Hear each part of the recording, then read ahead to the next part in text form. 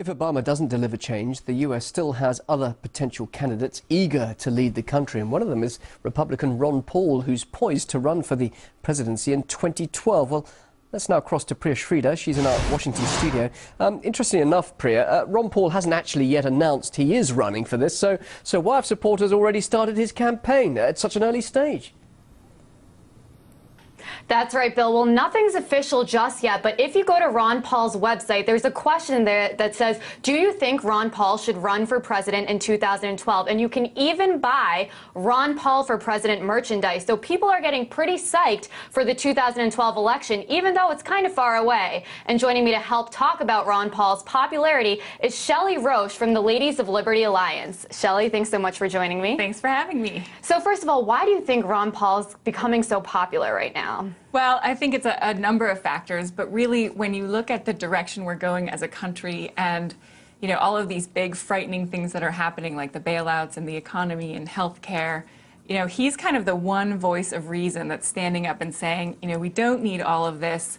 We do have other options, and you know he always makes sense, and I think that really resonates with people. And what do you think? Do you think he's going to run for office in 2012? I have a feeling you're hoping he will, but do you think he actually will? I do. I definitely hope he will, and I think he recognizes that it would be a smart move to at least position himself to do that, because that's really what launched him, you know, back in 2008 into kind of the media and got him a lot of momentum. And so I think this is another big opportunity for him to kind of capitalize on that and just go for it and, you know, set himself up to do it, and we'll see what happens. So, you know, he's becoming more popular, but realistically, I mean, do you think he has a chance, and what are some of the challenges he might face?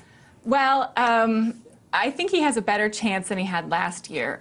One of the biggest challenges he's going to face is, you know, resistance from within the Republican Party, because, you know, he's kind of at cross purposes with them in some of their platform items, and trying to reform the Republican Party, he's going to meet with a lot of resistance. So I think his message resonates with, you know, Republicans and Democrats, and it's really he's going to have to overcome that kind of obstacle.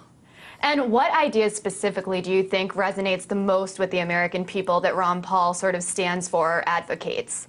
Well, I think it's, you know, the economic freedom, that, you know, the fiscal responsibility, and just ending kind of corruption and the entrenched kind of politics as usual kind of system. He doesn't play that game, and he kind of brings a new perspective to politics and what it can be. So I think that really gets people excited.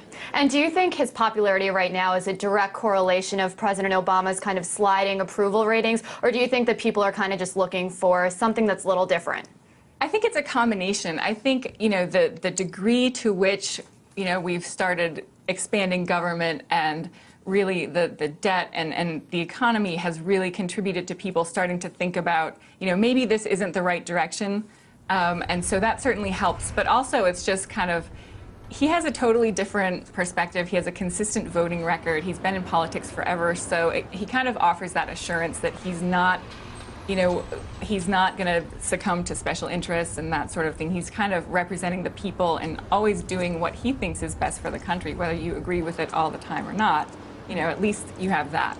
And, you know, how do you think, you've kind of talked about this a little bit, but how do you think the country would be different right now if Ron Paul was president and not Barack Obama? Wow, I think there are so many ways, you know, we would have never, we wouldn't be talking about health care the way we are. You know, we'd be talking about different kinds of reforms. So, you know, maybe smaller steps that are more practical and, you know, limiting the size of government, getting rid of wasteful programs, you know, real reform, not just the kind of reform that expands government and costs trillions of dollars. And the last thing I want to ask you really quickly is, you know, a year ago today, Barack Obama found out that he was elected as president of the United States. How do you think things have changed from a year ago till today?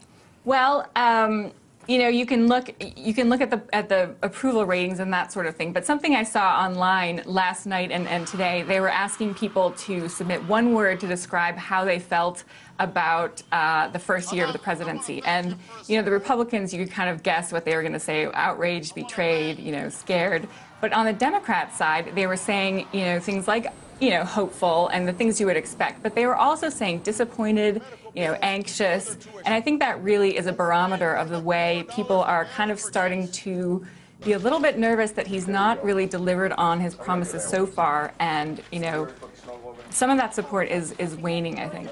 Well, I think there's a lot of people out there like Shelley who will anxiously be awaiting to see what happens with Ron Paul next. But for now, Bill, it's back to you. Thanks very much indeed. That's our correspondent Priya Sridhar talking to Shelley Roche from the Libertarian organisation, the Ladies of Liberty Alliance, live in our Washington studio. Thanks very much indeed there, Priya.